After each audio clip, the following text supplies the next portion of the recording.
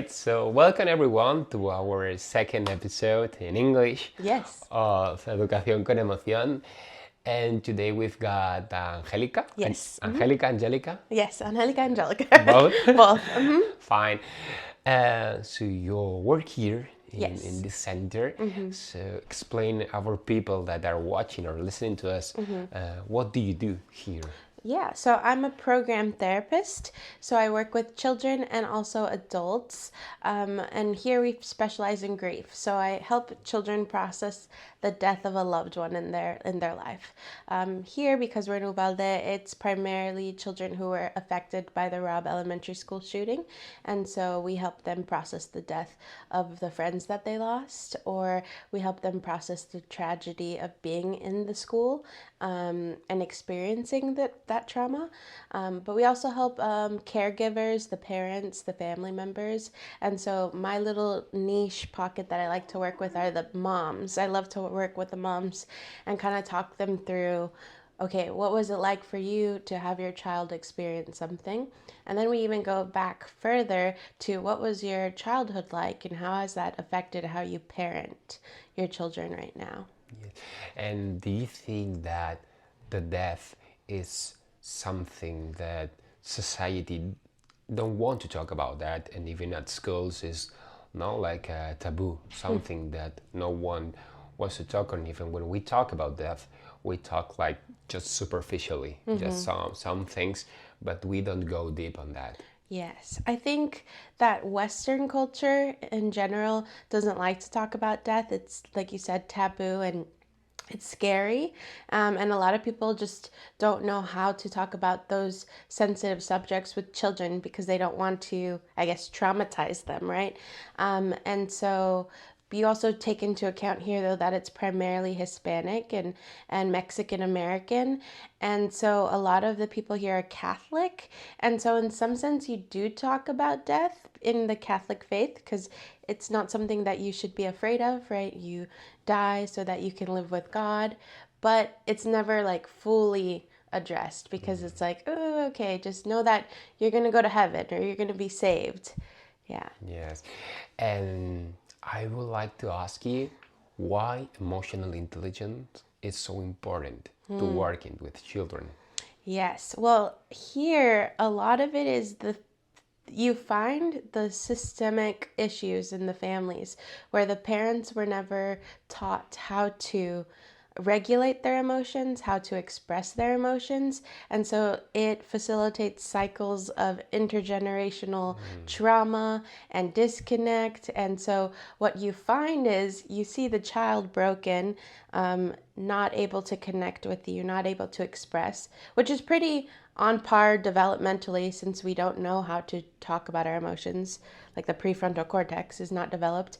But when we start trying to help the kids, we find we also have to help the parents because they never received any of that emotional intelligence training or how to talk about it. So it's really like in order to help the child, you have to like go back and help the parent too so that they continue to foster that healthy environment for the child. Yeah, I agree with you. Something that the first habitat that we where we live is the family. So you have to work in the adults, and then it reflects on children. Yes. I think a lot of times parents think, okay, come here and fix my child, help them because I don't know what's going on with them. And so I always kind of like to be like, do you think you could come to counseling? Could Yes. you have this time? In a way that's not, what is the word I'm looking for? Like, what is that word?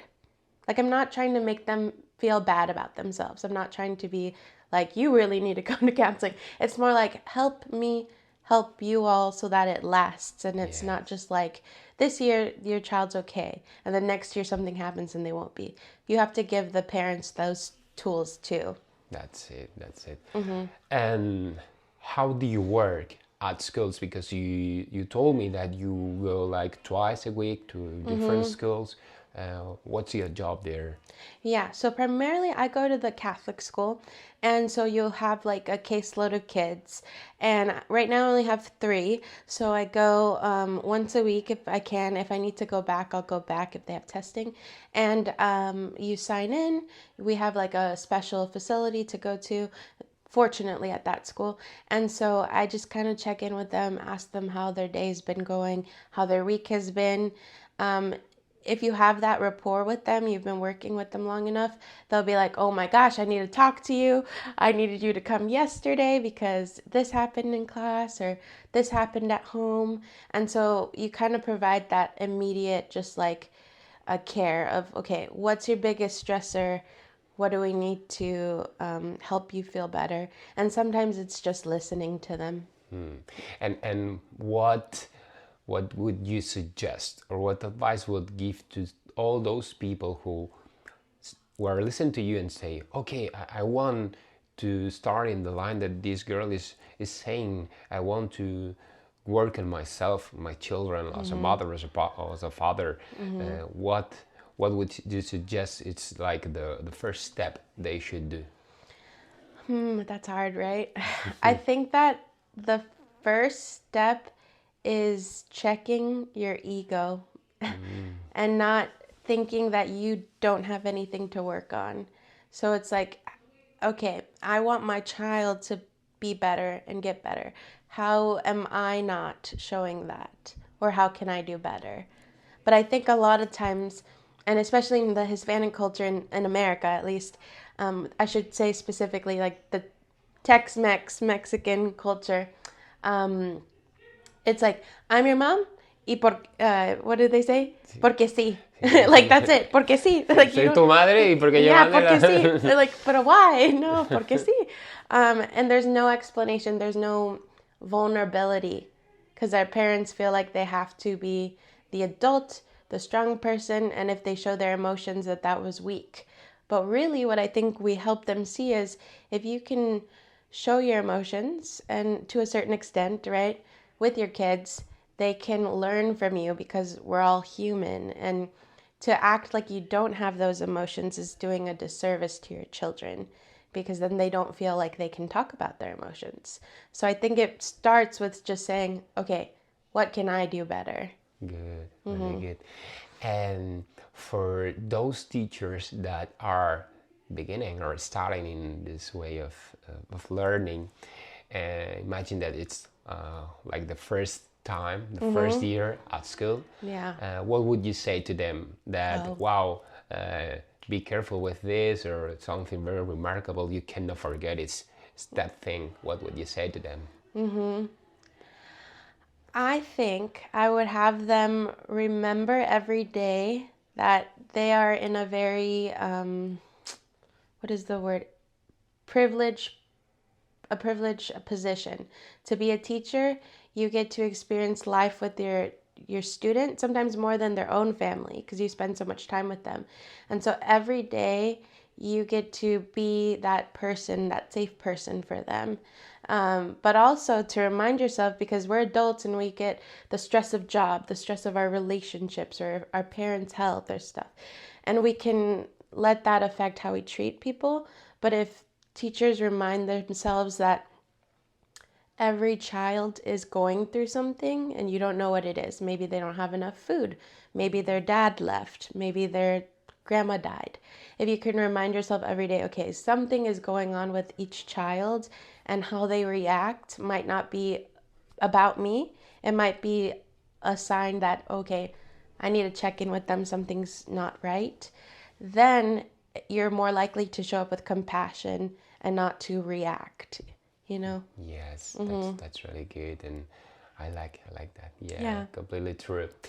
And I think that sometimes teachers forget the position you said. It's we normalize the context, and we don't care, or we don't we forget Yeah. that we are in companion with all the children, no? And there was a sentence that says, no, always, children, you are the future of the world, so you have to do a lot of things and be responsible, no? And I think that by saying that is the most irresponsible sentence that we can say as an adults, because we are providing, or we put all the responsibility on children, not on us. Yeah. And we as an adult has to work on ourselves, because we are part of that, and with our attitude, with our reflections, we contribute to children. So the future starts by you. The future starts by me, not by children. So I think that reflection is important, because we have to be conscious, and our actions, our reflections, the way we think, the way we do, and this is transmitted to children. They will be the future, but everything starts here, no, Yeah. by ourselves. Right. I think the biggest thing too is being okay and comfortable apologizing, even to children. Because I feel like the first time my mom apologized to me was like 2 years ago. I'm already gonna be 29, you know? And if you can, like, put your ego aside and say, you know what, so and so, I'm sorry. I made a mistake. I wasn't supposed to yell. I was overwhelmed. I need to do a better job. Then you're teaching the child, oh, even my maestra can apologize. And I can use that as an example for whenever I need to apologize, right? But if we don't show them that we can be vulnerable with them, and then we just get mad at them for not, apologizing to so and so and so and so, well, yeah, like you said, it's hypocritical. You're not helping them. That's it.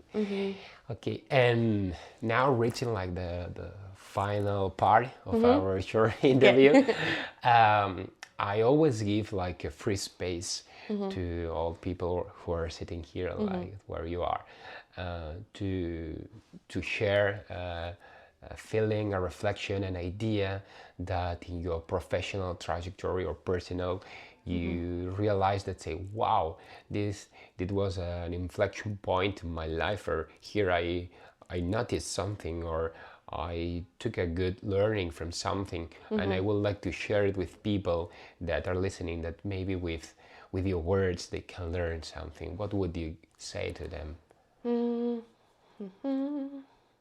I guess maybe it's never too late to work on yourself. Even if you're older, you can still learn something new about yourself that can change, like you said, the trajectory of your life. You might be like 50 or 60 or 70 and then decide to maybe go, I don't know, I'm biased, go to counseling. And then you might learn your whole worldview can shift in that way. If you've grown up just thinking a certain way, like, I guess, be open to change and to learning.